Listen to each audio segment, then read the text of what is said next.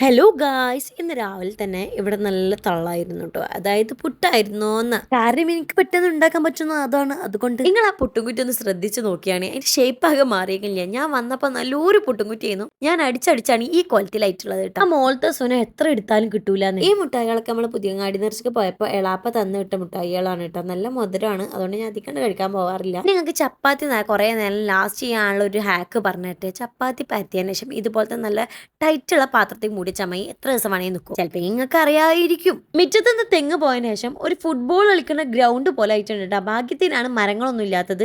പിന്നെ ഞാനിത് തീരുമാനമായിട്ട് വാഷിംഗ് മെഷീനിൽ ഇട്ടിട്ടുണ്ട്. അതിൻ്റെ അടിയിൽ പുട്ടുണ്ടാക്കൽ നടക്കുന്നുണ്ട്. ഇതാണ് നമ്മളുടെ പൊറ്റ. അധികം ഒന്നുമില്ല, ഞാനും ഉമ്മയും മാത്രമേ കഴിക്കാനുള്ളൂ. ബാബു രാവിലെ കഴിക്കാറില്ല. പിന്നെ ചെറുപയർ കറിയുമായിരുന്നു ഇവിടെ ഗൈസ്. ഈ ചെറുപയർ കറി വെക്കുമ്പോൾ ചില കറികളുണ്ടാവും ഇവിടെ വെച്ചാൽ അവിടെ എത്തണം, ഇങ്ങനെ വാട്ടർ പോലെ എന്നുവെച്ചാൽ ഭയങ്കര വെള്ളം കൂടിയിട്ട് അങ്ങനത്തെ ടൈപ്പ് ഇവിടെ ആർക്കും ഇഷ്ടമല്ല. ഇവിടെ കുറച്ച് കുറുമ ടൈപ്പിലുള്ള കറികളാണ് കൂടുതൽ ഇഷ്ടം. അതുകൊണ്ട് ചെറുപയറാണെങ്കിലും നമ്മൾ എന്താണെങ്കിലും കുറച്ചും ഇങ്ങനെ ഒരു തിക്നെസ്സിൽ ഉണ്ടാക്കാം.